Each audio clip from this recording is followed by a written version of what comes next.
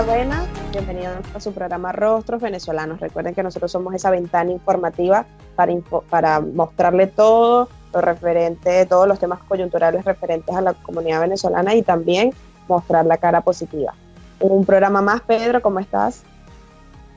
Muy bien, Génesis. Bueno, programa número 31. Ya pasamos los 30 programas, Génesis. Y bueno, y hoy tenemos un tema súper importante que es las ayudas internacionales que están llegando para los venezolanos que están vulnerables aquí en el Perú. Una pregunta que nos hacían muchos: ¿qué pasó con la ayuda internacional? ¿Qué pasó con la cooperación? Entonces, bueno, ya vamos hoy a entrevistar al máximo representante de ACNUR aquí en el Perú, el señor Federico Agusti, que nos va a dar y nos va a explicar un poco qué es lo que se está haciendo, cómo van las ayudas y ese trabajo enorme que sí se está haciendo para ayudar a tantas familias que lo necesitan, tantas familias venezolanas que están en situación vulnerable durante toda esta emergencia que está hasta el 26 de abril, pero no se sabe si se va a extender. También aprovechamos para saludar a todos nuestros suscriptores en el canal de YouTube, a todos nuestros seguidores en Instagram y en Facebook. Gracias por su apoyo, gracias por sus comentarios. A cada una de las personas que nos escriben también solicitando ayuda, los estamos leyendo poco a poco y así estamos muy pendientes de todo lo que la comunidad nos está expresando a través de correos, de todas las redes. Exactamente. Bueno, y sin más preámbulo, vamos a ir a ver la entrevista de Federico Agusti. Esta contingencia, este estado de emergencia que ahora se ha ampliado un poco más y bueno, pues al parecer se va a ampliar otras semanas más y bueno, un poquito ansioso de escuchar a quien es representante de ACNUR aquí de las Américas en Perú, porque es uno de los que ha hecho mucho más trabajo y todas las ONG venezolanas que están trabajando en el país han hablado de él, que mira, que Federico nos ha ayudado en esto, nos ha ayudado en otro, entonces queremos saber qué él piensa y bueno, y cómo va ese trabajo de ayudar a tantas familias vulnerables venezolanas. ¿Cómo está, Federico? Bueno, buenas tardes a los dos, Pedro, Génesis, muchas gracias por invitarme a su programa.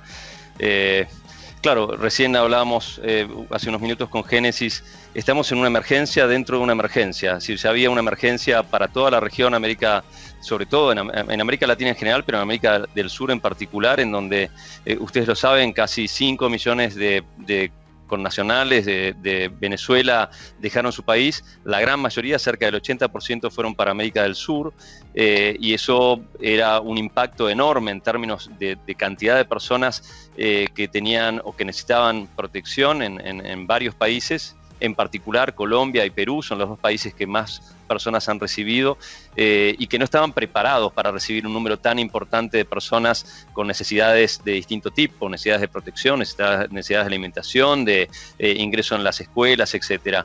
A esa situación se le suma que entramos en una pandemia global, ¿no? Algo absolutamente impensado hace apenas unos poquitos meses atrás. Esto hubiese sido solamente el guión de una película y hoy lo estamos viviendo y claro, el COVID-19 ha modificado la agenda global. Es decir, si antes había una agenda, esa agenda ha cambiado completamente.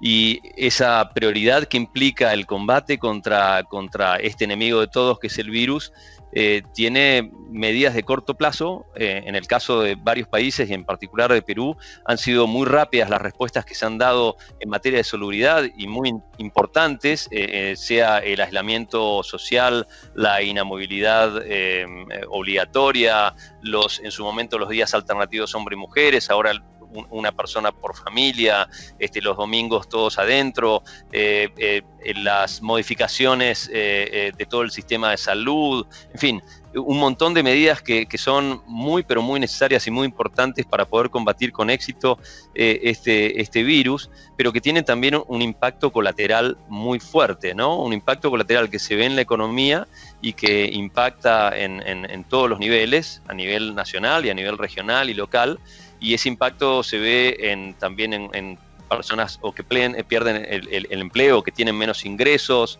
dificultades en términos de medios de vida, dificultades para pagar la renta, digamos, consecuencia de no tener ingresos, y en particular en el caso de la situación de la población venezolana, en donde todos sabemos casi el 90% está en el mercado informal, y ese mercado informal está muy vinculado a un ingreso de vida diario, hace que las dificultades luego para pagar la renta o para tener alimentos se haga todo un desafío. Así que hay una necesidad de aumentar la respuesta en todo sentido, pero básicamente uno diría principalmente que está en términos de alimentos, en términos de alojamiento y en términos de cómo contener necesidades básicas que hoy no pueden llegar a tener un alcance. Así que desde ACNUR y desde también del sistema de Naciones Unidas en general, se está buscando cómo complementar la respuesta que da el gobierno, porque claramente las organizaciones internacionales no tenemos las mismas capacidades que tiene el Estado, sino que lo que podemos es tratar de complementar esa respuesta. En general, lo que el gobierno le ha pedido a Naciones Unidas es tratar de conseguir más recursos y a través de esos recursos volcarlo en la respuesta humanitaria. ¿En dónde estamos trabajando en particular? Que es parte, digamos, de las cuestiones que surgen y a veces de las mismas redes, ¿no? Decir, bueno, pero ¿dónde están? No los vemos. Claro, realmente en esto, Pedro, Génesis, ustedes lo saben muy bien, las necesidades se han multiplicado y cada semana que hay, digamos, de inamovilidad es un aumento en las personas que tienen más necesidades. Entonces no es sencillo llegar a todo el mundo. Estamos hablando en Perú, a nivel, digamos, regular registrados hay 863.000 venezolanos. Probablemente sumando algunos no registrados estemos un poco más de las 900.000 personas. Y ya a fines del año pasado se estimaba que había cerca de 200.000 personas con inseguridad alimentaria. Es decir, que si había 200.000 personas para diciembre de este año, probablemente hoy eso se multiplique por 2 o por 3, por lo menos con dificultades. Entonces, llegar es muy difícil, por supuesto. Tratamos de hacer abogacía con las autoridades para tratar de incorporarlos dentro de las políticas públicas, porque creemos que ahí es parte del secreto, poder incorporar a las personas que se encuentran acá, sobre todo aquellas que tienen un estatus regular, sea como solicitantes de refugio, sea como PTP, sea como carnet de extranjería por alguna calidad migratoria, que poder incorporarlos en iguales condiciones que la población local. Pero sabemos también que eso es un desafío, digamos, sería un ideal tratar de llegar a esa situación. Por ahora lo que nos están pidiendo es, bueno, traten de conseguir más recursos para llegar a más gente. ¿Y en dónde entonces estamos? Sí, perdón. Que te interrumpa. ¿Y cómo hacen para ubicar a esas familias? ¿Están manejando un censo? ¿Están trabajando directamente de la mano del gobierno peruano? ¿Cómo hacen para saber dónde está la familia que necesita esa ayuda? Buena pregunta, Génesis. Mira, llegamos de distintos medios. Nosotros tenemos unos hotline que funcionan las 24 horas y ahí nosotros mismos tenemos varios listados de personas que están registradas en nuestras bases, donde hay más de 20.000 personas ya registradas que fueron entrevistadas y tienen condiciones muy vulnerables. Hay listas de otras organizaciones internacionales u organizaciones no gubernamentales como Save the Children, como la Federación de la Cruz Roja, como World Vision y muchas otras que también compartimos cierta información, no nominal, pero información de casos que todos atendemos para evitar duplicarnos. Hay listados que tienen muchas organizaciones como Unión Venezolana, Hilaris Amanecer, muchísimas organizaciones, las iglesias son súper activas.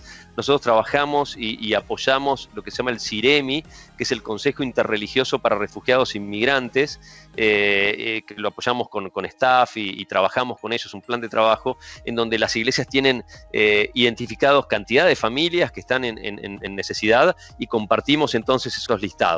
Te doy un ejemplo concreto. Este sábado terminamos de entregar canastas de alimentos a 5.000 familias, es decir, a 20.000 personas, y eso lo hicimos en base a listados que tuvimos de distintas organizaciones, varias organizaciones de fe, comedores populares, parroquias, albergues, ONGs como nuevamente Unión Venezolana y otras que nos compartieron Prosa, Cefiro, que es una organización de la sociedad civil que trabaja en materia de salud y particularmente con personas con VIH.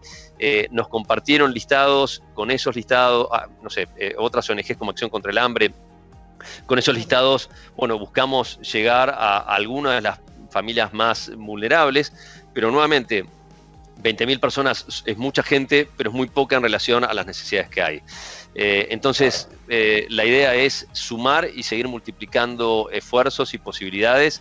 Ahora, en un rato, tengo justo una reunión, una llamada con el coordinador residente del Sistema de Naciones Unidas, quien está muy involucrado y apoyando la posibilidad de una respuesta conjunta. En esta distribución de alimentos lo hicimos ACNUR en conjunto con la OIM, que es la Organización Internacional para las Migraciones, con el PMA, que es el Programa Mundial de Alimentos, y la idea es seguir empujando entre todos para poder obtener más apoyo de la comunidad internacional.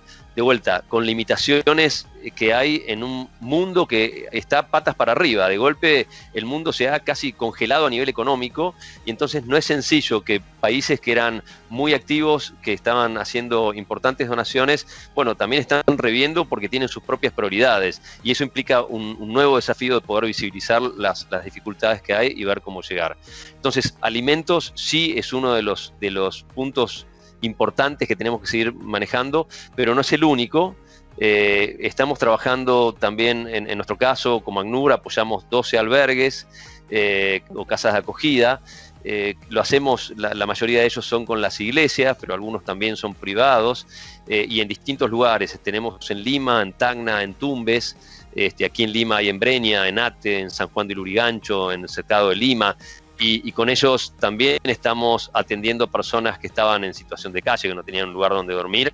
Hemos reforzado lo que es el tema de higiene, reforzado los kits, digamos, para los kits alimentarios, porque anteriormente muchos salían durante el día a trabajar y iban a dormir a la noche. Hoy no pueden salir, la cuarentena nos llama a todos a quedarnos en casa. Entonces eso también tiene sus implicancias y se viene avanzando en varios campos, ¿no? En atención psicosocial también. Claro, en este momento en donde la comida es el punto uno, a veces uno pierde de vista que también hay problemas de salud mental, hay problemas de ansiedad, de depresión. Ustedes conocen muchas familias o personas que han venido acá y mandaban plata o remesas para sus familias que han quedado en Venezuela y que hoy no tienen posibilidad de hacerlo, y eso genera mucha, pero mucha angustia. Y Federico, una persona, disculpa que te interrumpa, Pedro, solamente para concluir esta parte. Una persona que nos está viendo actualmente, ¿a qué número, a qué correo, a dónde va a escribir para solicitarle ayuda a ustedes directamente si no quiere pasar por las ONG o por un listado? ¿Dónde puede acudir, dónde puede escribir? Mira, si te parece, Génesis, te paso ahí para que ustedes la pongan en pantalla. Ahora le pedimos a Regina si lo puede ir buscando, así te lo pasa, los números de teléfono y las páginas de internet en donde nos pueden llamar a nosotros las 24 horas y en donde pueden llamar a varios de nuestros socios, ¿no? Trabajamos con la Federación Internacional de la Cruz Roja, entonces cuando hay algunos problemas de salud, aún a nivel remoto, poder llamar y hacer consultas telefónicas sobre temas de salud, porque hoy ir a los hospitales es un lugar en donde primero van solamente aquellas personas que realmente tengan síntomas y en situación muy grave, porque ir a un hospital es ponerse en riesgo y poner en riesgo a otros. Entonces eso es una posibilidad. Trabajamos con CAP, que es el Centro de Asistencia Psicosocial, en donde también pueden tomar contacto por cuestiones de asistencia psicosocial, y algunos socios como Encuentros, que es el servicio jesuita de la solidaridad, que son nuestros socios en materia de asistencia también económica o por necesidades muy puntuales, y otros tantos. Ahí tenemos los teléfonos, las páginas donde pueden escribirnos. De vuelta, no hay soluciones mágicas en esto, Pedro y Génesis. No es que cualquier persona que llama va a tener una respuesta, sino que se hace una valoración de aquellos que están en mayor vulnerabilidad, y en algunos casos hacemos lo que llamamos la asistencia humanitaria remota, es decir, una transferencia de dinero para poder asistir a esas familias que son las más vulnerables dentro de personas que todos tienen algún tipo de vulnerabilidad, que todos tienen algún tipo de necesidad, ¿no? Familias que tienen numerosos hijos, menores, personas, adultos mayores que no pueden siquiera salir o que tienen dolencias o problemas de alguna situación de salud crítica. En fin, trabajamos también con sectores específicos. Disculpa, Federico, ¿esos serían Sí. entonces los criterios para ustedes dar las ayudas? Lo que nos estás nombrando. Sí, mujeres embarazadas, niños familias con niños menores, personas adultos mayores, personas con alguna enfermedad crónica y crítica. En general son los criterios de vulnerabilidad que se utilizan, pero la verdad es que el caso se analiza uno a uno porque, de vuelta, partimos de una base, y quiero ser muy franco en esto, en donde hoy todos tienen necesidades. A partir de ahí bueno, lamentablemente, dependiendo de los recursos que hayan, es que uno tiene que ponderar o poner en la balanza primero a quién atender, y son los que están más vulnerables dentro de mucha gente vulnerable. Entonces, esa asistencia humanitaria remota que también hacemos, que es una transferencia de plata para que puedan a veces pagar la renta, a veces pagar medicamentos, a veces pagar comida, lo hacemos y tratamos de buscar un patrón similar al que tiene el gobierno de 380 soles, pero de vuelta, con números un poco más limitados. Al momento hemos asistido a 4.500 personas a través de transferencias monetarias que representan un poco más de $200.000, y estamos tratando de aumentar y escalar mucho más esa respuesta. Hay cuestiones a veces técnicas. Esto hasta hace poco se hacían con tarjetas, como si fuese una tarjeta de débito, en donde había una entrevista previa. Se entregan en la frontera, ¿no? A veces en la frontera, sí. A veces en la frontera, pero aquí también en Lima, ¿no? Entonces tenías una entrevista, mirabas el tipo de vulnerabilidad, y esa tarjeta era como una tarjeta de débito en donde ibas al cajero y sacabas. Bueno, hemos logrado, por suerte, con el BBVA, un acuerdo en donde nos permiten ahora hacer unas transferencias electrónicas al celular, básicamente con un código, y a través del celular, con ese código, puedes ir a un cajero automático, retirar el dinero. Pero estamos tratando no solamente desde nuestro lado de hacerlo, y estamos incrementando y hemos repriorizado todas nuestras actividades para poder insertar más recursos para llegar a más gente. Es decir, lo que todos queremos, llegar a más en menos tiempo. Y para eso estamos también, nosotros lideramos junto con el ACNUR, junto con la OIM, el GTRM, que es el Grupo de Trabajo sobre Refugiados y Migrantes, y ahí hay 7, creo, si mal no recuerdo, ya son las distintas ONGs o agencias que estamos trabajando en términos de lo que se llaman transferencias monetarias, es decir, aquellos que reciben donaciones para poder hacer estas transferencias. Así es que Save the Children, la Federación Internacional de la Cruz Roja, ACNUR, OIM, Red, World Vision, son organizaciones que estamos buscando complementarnos. Entonces, lo que hacemos es compartimos con una serie de códigos información sobre quiénes están recibiendo el beneficio para evitar la duplicación y tratar de llegar a más familias. Y en eso estamos buscando más recursos, tratando de llegar incluso a organizaciones de financiación internacional como el Banco Mundial, para tratar de poder tener más fondos para poder distribuirlo en la población venezolana. ¿Y cómo se preparan para lo que viene, por lo menos ustedes como organización? Porque obviamente ahorita, bueno, hay criterios muy puntuales sobre vulnerabilidad, pero a medida que está pasando esta emergencia, las personas que se pueden sostener ahorita, que eran refugiados, son refugiados, prácticamente van a necesitar ayuda después. Me imagino que esas reuniones que tú vas a tener se refieren a eso. ¿Cómo prepararse a esto? Porque como tú decías, el mundo está parado ahorita, pero no sabemos si las organizaciones humanitarias van a tener ese respaldo, esa consistencia, esa capacidad para atender tanto, ¿no? Mira, Pedro, y es buena tu pregunta, hace pocos días atrás se lanzó lo que se llama una PIL, una solicitud de fondos para el plan humanitario global, la respuesta del plan humanitario global por $2.000 millones, en donde se busca llegar a conseguir fondos, y ya hay un importante número de países que comprometieron fondos para poder distribuirlos en los países que más apoyo requieren. Claro, nuevamente, nada alcanza, pero todo ayuda.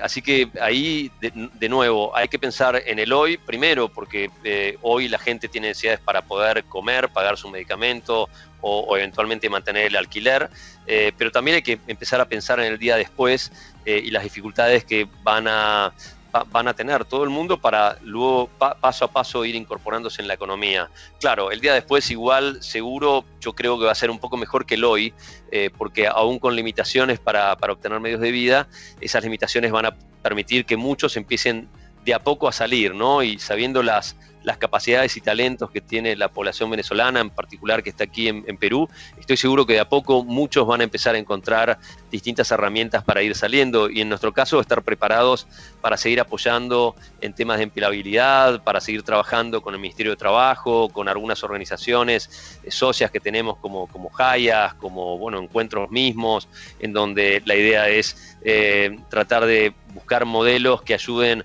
para aquellos que trabajan como independientes, poder apoyarlos para que su emprendimiento pueda prosperar, para apoyarlos técnicamente y eventualmente con algún capital semilla, dependiendo de los recursos que hayan, y también tratar de favorecer el tema de las revalidaciones de títulos, como hemos venido haciendo antes de esta nueva emergencia, con los médicos, apoyándolos para que puedan revalidar su título, y lo estábamos tratando de hacer con enfermeros, con psicólogos y con otros. Mira, como una buena noticia, nosotros venimos en contacto con el gobierno y en particular con el Ministerio de Salud y con otras autoridades por el tema de la incorporación del personal médico, que es algo que todos necesitamos, que tenemos la extraordinaria riqueza de contar con cerca de 4.000 médicos venezolanos aquí en el Perú, y hoy ya me informaban como una muy buena noticia de que algunos están siendo incorporados ya al hospital de la Policía Nacional, que es un hospital nuevo, y de que el Ministerio de Salud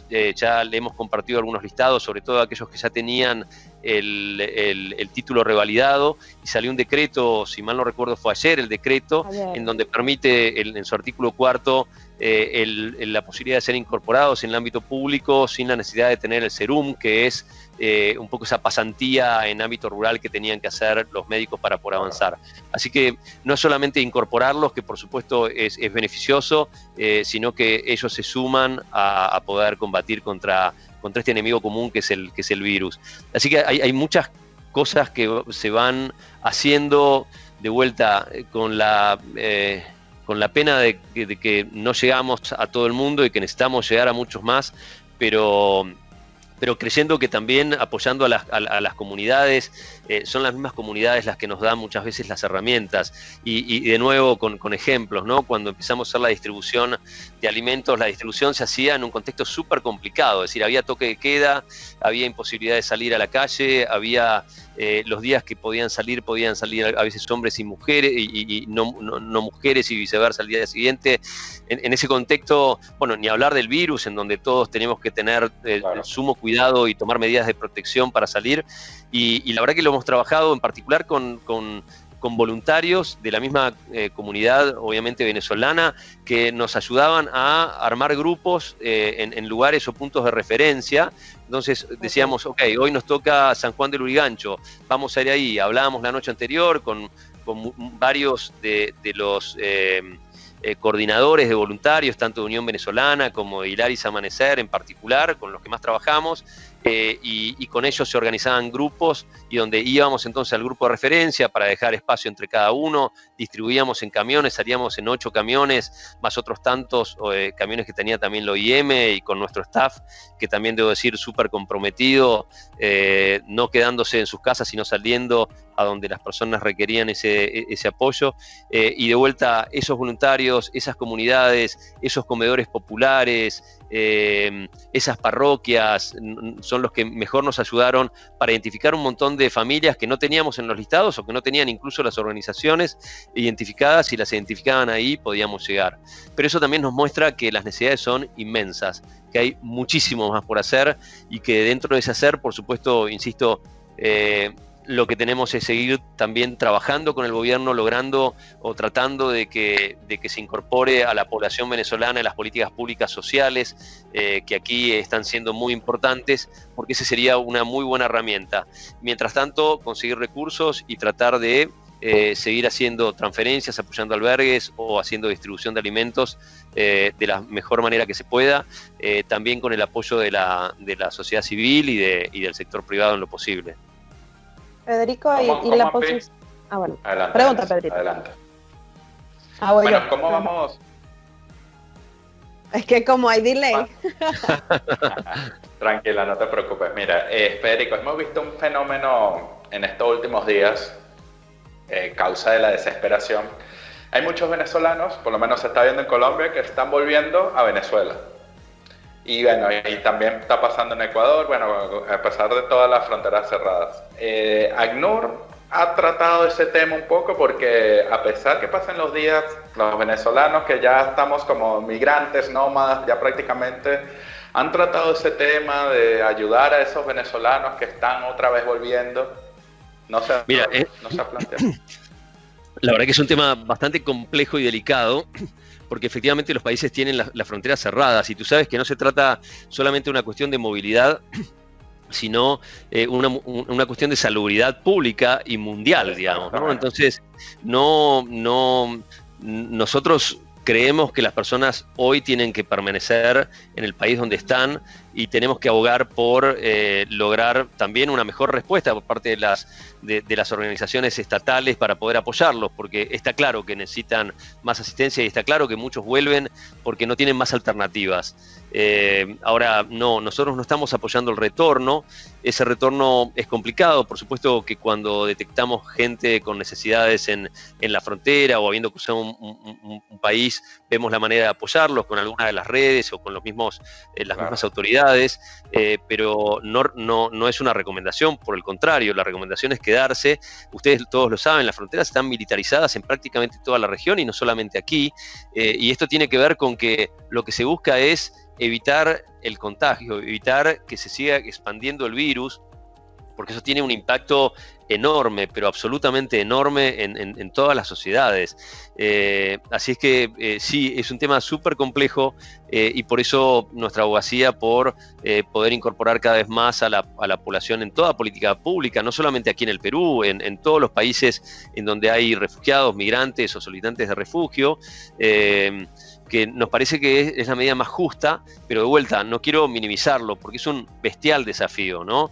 Y los estados tienen múltiples desafíos ya con su propia población, claramente no es sencillo incorporar, es fácil decirlo, es muy difícil hacerlo. Tiene implicancias desde el punto de vista económico, financiero y presupuestario, y tiene implicancias también de poder tener los padrones de las personas que se encuentran en un mismo país, ¿no? Así que ahí hay claro, exacto. Ahí hay mucho por hacer y es también un tema porque efectivamente uno lo observa y ustedes seguramente lo escucharán en las redes de muchas personas que están intentando volver a su país, pero en todos lados, también para recordar, en todos lados se están dando estas dificultades, es decir, los mismos problemas que hay hoy para tener medios de vida aquí en Perú, están en Ecuador, están en Colombia, están en Venezuela, ¿no? Entonces, la situación económica en Venezuela es en este momento compleja y seguramente vaya a ponerse más compleja. Ustedes lo conocen, no se los voy a decir, los precios del petróleo están en su mínimo histórico, bueno, los problemas humanitarios son sumamente graves. Y hablando un poquito, o sea, comentaba sobre, exacto, cada país está velando, bueno, por sus propios intereses. El gobierno peruano y todas las medidas que ha tomado, ¿alguna vez ha conversado con ustedes, aparte de que si bien es cierto hay que establecer los mecanismos con los organismos internacionales, pero algo que quizás el gobierno peruano pueda hacer por los momentos o todavía no se ha hablado nada de este tipo? Mira, sí, tenemos permanentemente conversaciones con el gobierno. La verdad que el gobierno peruano es muy receptivo, quizás a veces poner como el panorama general, ¿no? Aquí en Perú está el 50% de todas las solicitudes de asilo de venezolanos del mundo. La mitad de los solicitantes de asilo del mundo se encuentran aquí en Perú, ¿no? Y eso muestra de un país que ha abierto las puertas y ha posibilitado a muchísima gente venir a pesar de del esfuerzo que ese número tan grande de gente se implicaba. Y en ese marco se buscan distintos mecanismos y hay reuniones permanentes y por supuesto el gobierno de Perú es uno de los principales promotores en tratar de avanzar en una conferencia de donantes para poder obtener mayores ingresos que puedan destinarse a la población de refugiados y migrantes, y son los más activos en ese sentido, y son muy activos en tratar de encontrar respuestas. Hay una mesa de gestión migratoria intersectorial que busca avanzar también en distintos mecanismos.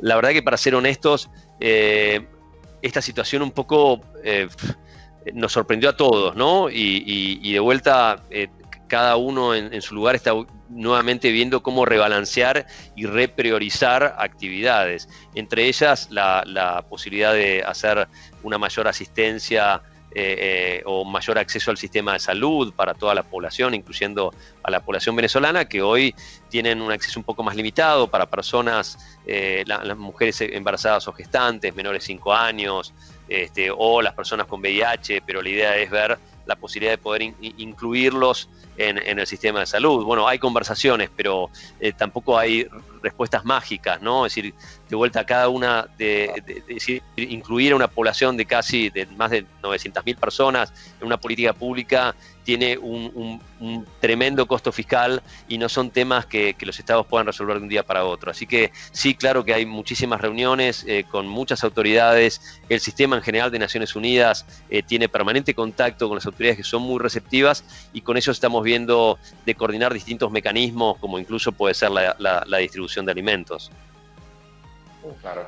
Federico, y el tema, yo sé que esta coyuntura cambió absolutamente muchas cosas, pero hay muchos venezolanos que todavía andan solicitando refugio en el Perú, las solicitudes de asilo, de refugio. Y muchos, bueno, antes de las emergencias estaban así como en el limbo, no se sabe qué va a pasar con ellos.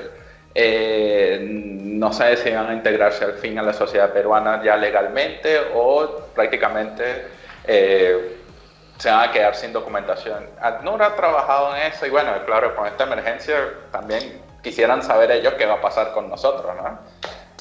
Sí, claro, mira, efectivamente hay cerca de 480.000 personas que son solicitantes de refugio.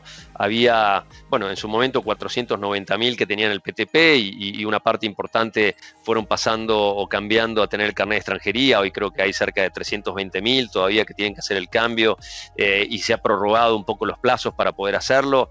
Y en materia del sistema de refugio, sí, por supuesto, estábamos en conversaciones con las autoridades para ver la posibilidad de cómo documentarlos, sea a través del reconocimiento en la condición de refugiado, que luego da lugar a tener un carnet de extranjería, o sea, a través de algún otro mecanismo, como puede ser una residencia humanitaria, que también dé lugar a tener un carnet de extranjería. Así que sí, claro que hay conversaciones, y esperemos, una vez que termine, digamos, esta situación de cuarentena o inamovilidad, y de a poco se empiece a retornar a un ritmo con alguna normalidad, poder seguir avanzando en ese contexto. Y yo creo que seguramente vamos a poder avanzar en posibilidad de tener mejor documentada a la población venezolana que esté aquí en Perú. Excelente, Federico. Muchísimas gracias. Y bueno, esperemos que todos esos kits que también tú hablas de los kits, ¿qué tienen? Que hay personas que también nos preguntan por las redes qué contienen. Bueno, tienen algunas cosas secas, como pueden ser arroz, fideos, leche para niños, un enlatado de pollo, algunos tienen una tortilla que se hace con huevo, en fin, tienen distintos nutrientes que fueron de alguna manera ordenados por el INDECI a través de un conglomerado de empresas privadas llamado Hombro a Hombro, que son los que han donado esos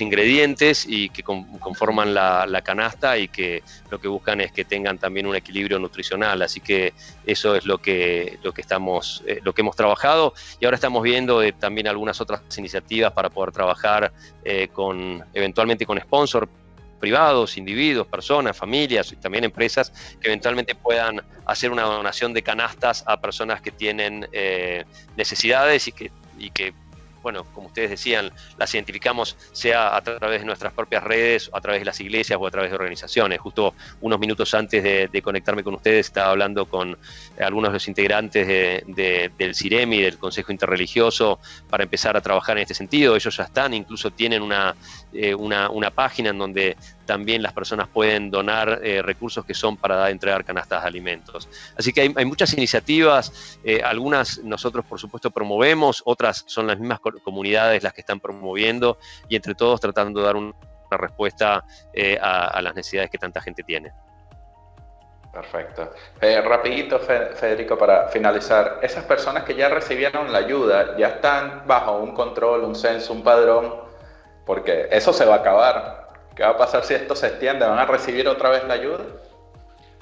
Mira, sí, efectivamente cada una de las personas que le entregamos alguna asistencia, sea económica, sea de atención psicosocial o sea de alimentos, nosotros los registramos en unas bases y vemos ahí también el grado de vulnerabilidad que podemos detectar.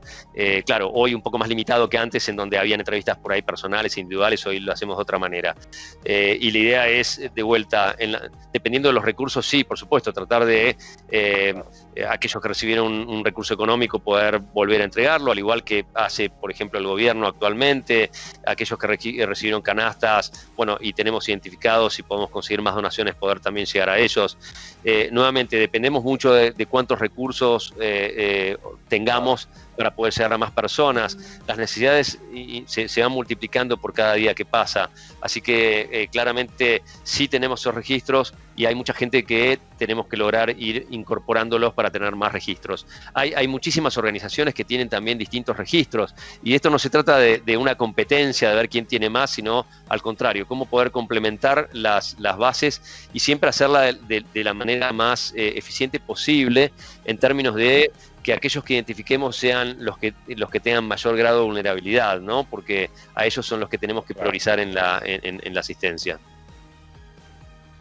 Sí, bueno, exactamente. Hemos visto que sí se han trabajado unidos, la embajada, las organizaciones como Unión Venezolana en Perú, con ustedes. De verdad que, bueno, ¿no? De parte de nosotros, les da felicitaciones, sabemos el trabajo fuerte que están haciendo. De hecho, nos los han dicho muchos representantes y bueno, qué bueno y me alegra mucho que se estén ayudando muchas familias vulnerables que la necesitan. Perfecto. Ahí entonces seguramente Regina les pase los datos para poder a través de ustedes también llegar a mucha más gente. Gracias Pedro, gracias Génesis por llamarme y a través mío simplemente tratar de decirles que sí estamos tratando de llegar a más gente en menos tiempo. Sabemos que es un enorme desafío, sabemos que hay mucha gente que no estamos alcanzando y sabemos que es un trabajo que tenemos que hacer entre todos.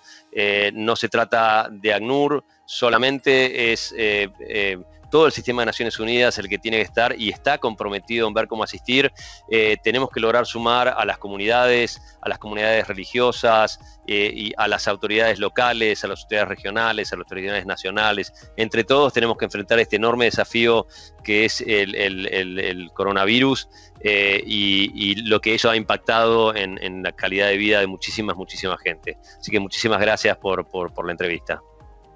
Bueno, Génesis.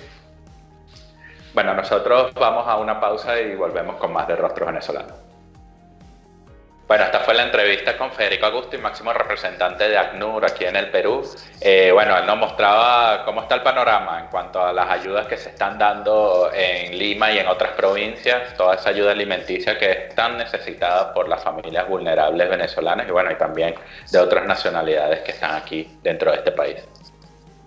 Sí, de igual manera como vieron en el programa, ya tienen ahí el correo y tienen los que pueden escribir para solicitar las ayudas y les recordamos que ellos tienen los criterios para ofrecerlas, para brindar las ayudas.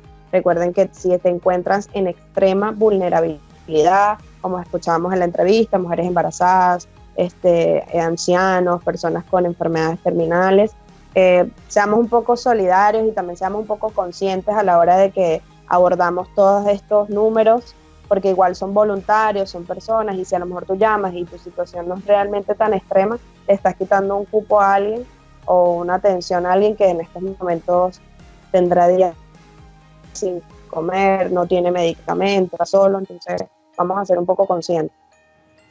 Exactamente, recordemos que lo que él dice, que el mundo está viviendo lo que estamos viviendo aquí en Perú, no solo es este país.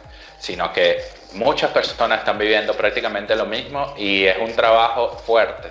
Y es cooperación internacional que vende mucha gente y no todo va a caer aquí en el Perú. Hay que tener paciencia, sí se está trabajando, sí se están haciendo las cosas, pero hay que tener un poco de paciencia con respecto al tema de la ayuda. Bueno, saludamos a todos los que nos siguen en Instagram, en Facebook y en YouTube. Gracias a todos esos suscriptores fieles, por favor coméntenos, dennos sugerencias, ya hemos visto muchas que ya estamos tomando en cuenta, y Genesis también le va a decir sobre las ayudas, que nosotros también somos enlaces con organismos internacionales y si necesitan alguna ayuda, recordando el que con buen criterio, con buena solidaridad, nosotros pasamos el enlace para que pueda llegar a ustedes. Sí, eso es muy importante el tema. Recuérdense a cada una de las personas que nos están viendo, que quizás quiera donar, no necesariamente, como decimos, dinero, pueden donar comidas y hacer esa red para poder ayudar a más personas, porque como bien lo decía Federico en la entrevista, están ayudando a personas, pero no en su totalidad. Y si hacemos redes pequeñas desde nuestros espacios, podemos alcanzar a más personas. También recuerden a cada una de las personas que estamos conversando, le estamos mandando el censo de la embajada para que también se censen, porque si también llegan a estos organismos, pueden recibir ayuda. Así que vamos, como dice Pedro, un poco de paciencia, pero tenemos que esperar, bueno, que todas estas ayudas lleguen y bueno, cuentan con nosotros de igual manera para recepcionar los casos y poder ayudarlos. Así es. Bueno, otro programa más y bueno, nos vemos en otra emisión de Rostros Venezolanos.